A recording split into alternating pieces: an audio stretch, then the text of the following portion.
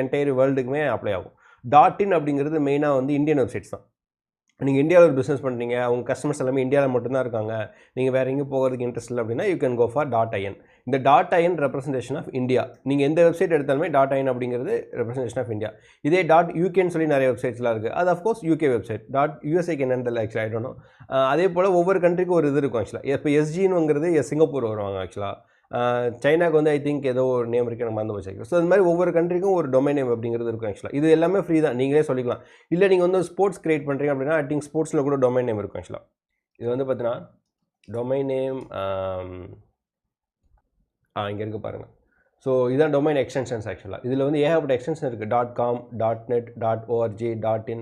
இது வந்து top level domain ஆக்சுவலாக. இதில் .in தான் மேக்ஸிமம் இருக்குது. ஏன்னா இந்தியாவில் தான் ஏகப்பட்ட வெப்சைட்ஸ் இருக்கனால .in அப்படிங்கிறது ரொம்ப பாப்புலர் ஆக்சுவலாக. .co, அதாவது 2 பிஸ்னஸ். ஃபார் எக்ஸாம்பிள் இப்போ கூகுள்.com அப்படிங்கிறத